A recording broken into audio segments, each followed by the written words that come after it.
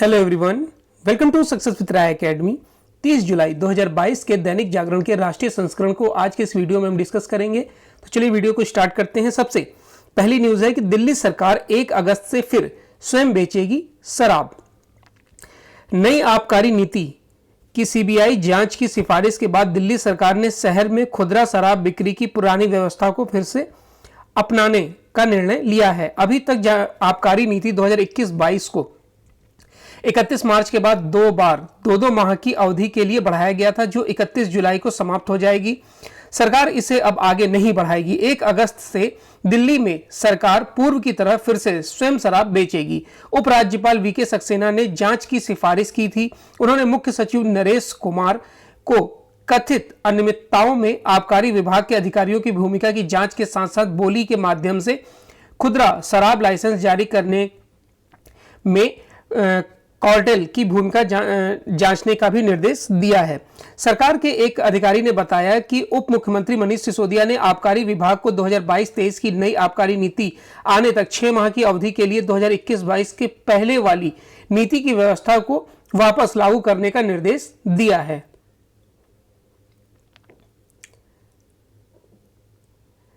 Next news पर आते हैं।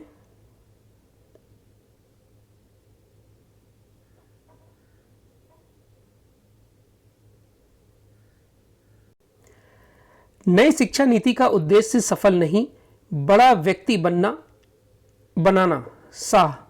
नई राष्ट्रीय शिक्षा नीति से सरकार को बड़े बदलाव की उम्मीद है। केंद्रीय गृह एवं सहकारिता मंत्री अमित शाह का कहना है कि किसी को रटे रटाए ज्ञान से सफलता नहीं मिल सकती है, लेकिन उसका व्यक्तित्व बड़ा नहीं बन सकता है। नई राष्ट्रीय शिक्षा नीति लोगों को बड़ा व्यक्ति बनाएगी, उनके व्यक्तित्व को बड़ा कर सकेगी। केंद्रीय मंत्री शाह शुक्रवार को नई राष्ट्रीय शिक्षा नीति 2020 के 2 साल पूरा होने पर शिक्षा मंत्रालय की ओर से आयोजित कार्यक्रम को संबोधित कर रहे थे। कार्यक्रम में केंद्रीय शिक्षा मंत्री धर्मेंद्र प्रधान व दूसरे राज्य मंत्री भी मौजूद थे। शाह ने कहा कि नई राष्ट्रीय शिक्षा नीति को सभी लोग अलग अलग नजरिए से देखते हैं। किसी को इसमें कौशल विकास के जरिए रोजगार की संभावना दिखती है, तो किसी को प्राथमिक शिक्षा को मजबूती देकर बच्चों की अभिव्यक्ति और क्षमता को बढ़ावा देने का जरिया। परंतु उन्हें लगता है कि यह नीति एक महान भारत की रचना की नींव है। उन्होंने आगे कहा कि कोई देश या राष्ट्र जमीन के टुकड़े, नदियों, पहाड़ों और कल कारखानों से नहीं बनता है। कोई भी राष्ट्र उसके नागरिकों से बनता है। उसकी संस्कृति और संस्कार से राष्ट्र निर्माण को मजबूती मिलती है। केंद्रीय गृह मंत्री ने इस मौके पर शिक्षा को लेकर स्वामी विवेकानंद के उस विचार का उल्लेख किया जिसमें उन्होंने कहा था कि जो शिक्षा आम जन को जीवन के संघर्ष के लिए समर्थ, बच्चों को चरित्रवान, परोपकारी और सिंह जैसा साहसी नहीं बनाती, वह शिक्षा कहलाने के लायक नहीं है। नेक्स्ट न्यूज है, कोरोना वायरस का कोई नया चिंताजनक वेरिएंट नहीं मिला। केंद्रीय स्वास्थ्य राज्य मंत्री भारती प्रवीण पवार ने शुक्रवार को लोकसभा में कहा कि देश में कोरोना वायरस का कोई नया चिंताजनक वेरिएंट नहीं मिला है। देश भर में सामने आ रहे नए मामले में ओमिक्रॉन के सब वेरिएंट ही पाए जा रहे हैं। उन्होंने सदन को यह भी बताया कि ओमिक्रॉन के सब वेरिएंट के संक्रमण से गंभीर बीमारी नहीं हो रही है और ज्यादातर लोगों को अस्पताल में भर्ती कराने की जरूरत भी नहीं पड़ रही है। सरकार दुनिया भर में कोरोना की स्थिति पर नजर रख रही है। केंद्र ने राज्यों व केंद्र शासित प्रदेशों से भी अपने यहाँ अत्यधिक सतर्कता बरतने और नए उभरते वेरिएंट का तत्काल पता लगाने के लिए जांच में तेजी बनाए रखने को कहा है। इसमें हर संभव मदद का भरोसा भी दिया गया है।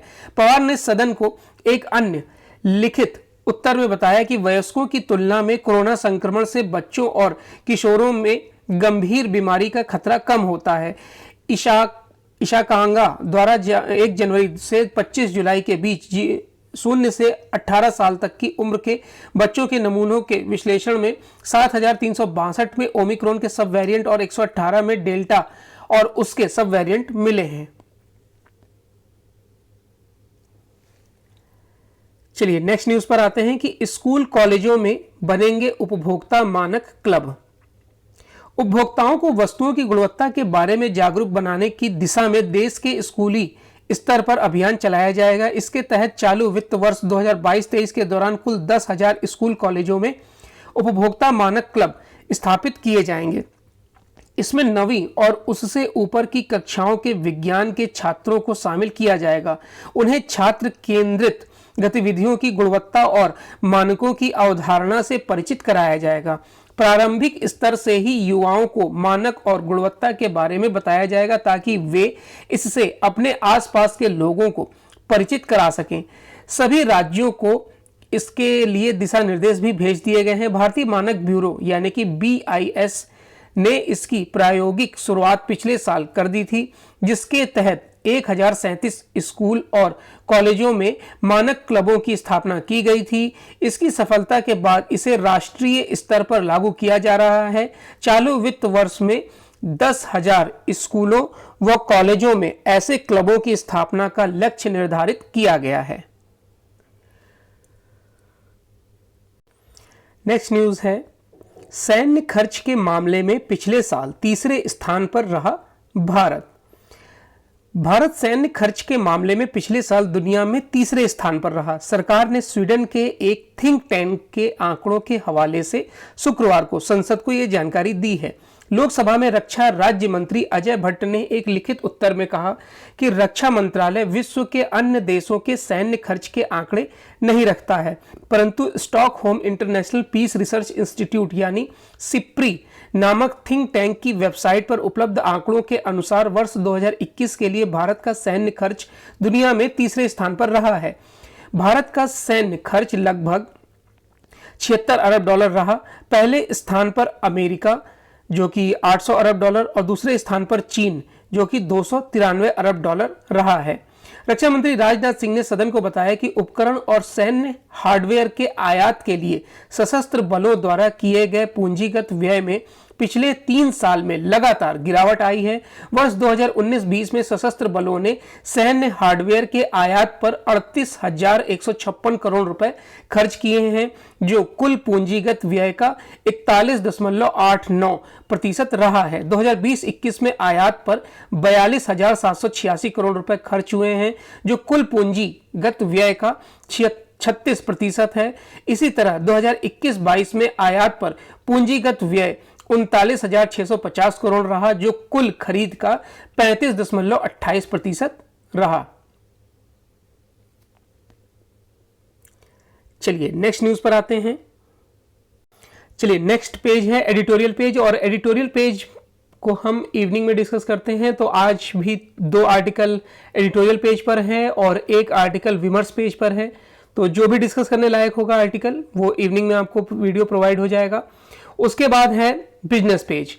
बिजनेस पेज में पहली न्यूज हम ले रहे हैं कि रुपए ने दिखाया दम, एक दिन में 45 पैसे चढ़ा। अमेरिकी इकोनॉमी की ग्रोथ रेट को लेकर नई रिपोर्ट ने भारतीय मुद्रा बाजार को ताकत दे दी है। यही वजह है कि शुक्रवार को रुपए ने एक दिन में डॉलर के मुकाबले 45 पैसे की मजबूती हासिल की, जो हाल के समय में किसी एक दिन में दर्ज की गई सबसे बड़ी तेजी है। इस मजबूती के साथ ही रुपए 3 सप्ताह के उच्चतम स्तर यानी 79.24% पैसे पर पहुंच गया। दो दिनों में रुपए में 67 पैसे की मजबूती आई है। रुपए में मजबूती से विशेषज्ञों की राय भी बदलने लगी है। 2 दिन पहले डॉलर के मुकाबले रुपए को 80 से 81 के स्तर पर जाने का कयास लगाने वाले अब कह रहे हैं कि यह 79 के स्तर के नीचे आ जाएगा। हवा के बदलते रुख का प्रमुख कारण लगातार दूसरी तिमाही में अमेरिकी इकोनॉमी में आई गिरावट है। भारतीय रुपए में ही नहीं बल्कि दूसरे प्रमुख मुद्राएं भी डॉलर के मुकाबले मजबूत हुई हैं। रुपए की यह मजबूती बनी रहती है तो पेट्रोलियम मार्केटिंग कंपनियों को राहत मिलेगी।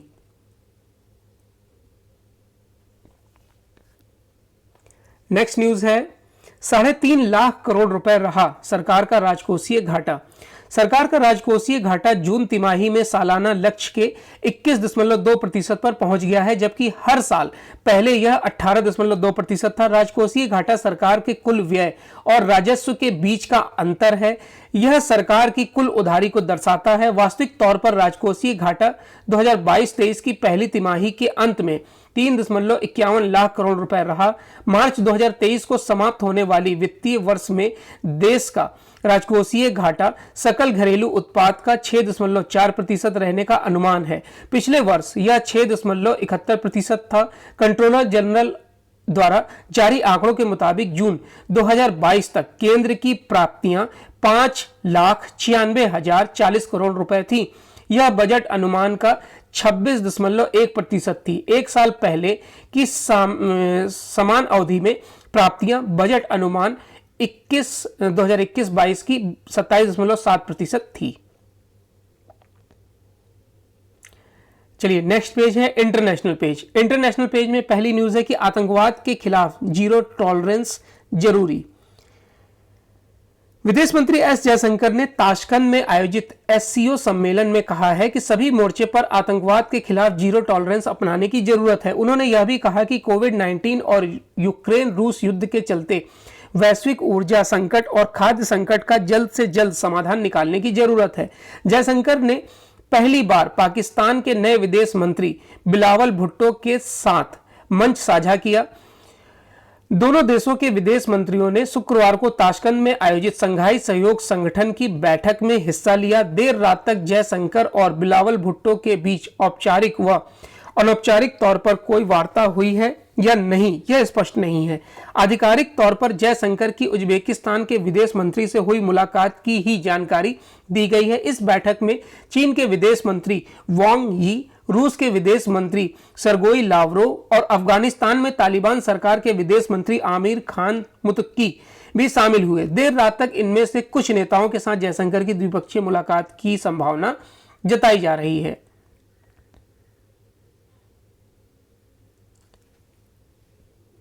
चलिए नेक्स्ट न्यूज पर आते हैं कि श्रीलंका में सर्वदलीय सरकार बनाने में जुटे राष्ट्रपति रानिल विक्रमसिंघे।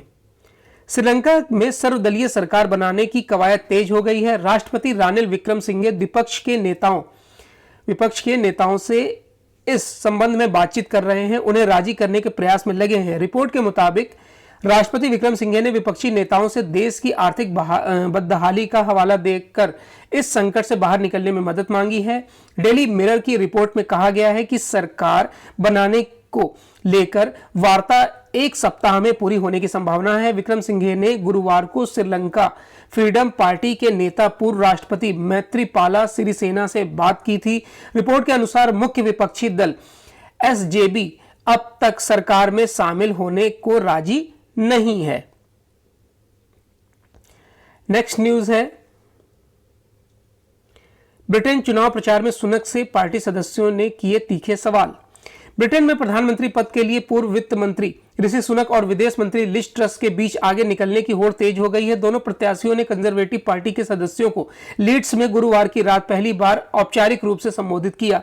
इस दौरान कुछ पार्टी सदस्यों ने सुनक से तीखे सवाल किए। सत्तारूढ़ पार्टी के ये सदस्य प्रधानमंत्री पद के चुनाव में मतदान भी करेंगे। उत्तरी इंग्लैंड के यॉर्कशायर के लीड्स में चुनाव प्रचार के दौरान उस समय नाटकीय स्थिति पैदा हो गई जब एक टोरी सदस्य ने सुनक पर जॉनसन की पीठ में छुरा घोंपने का आरोप लगाया।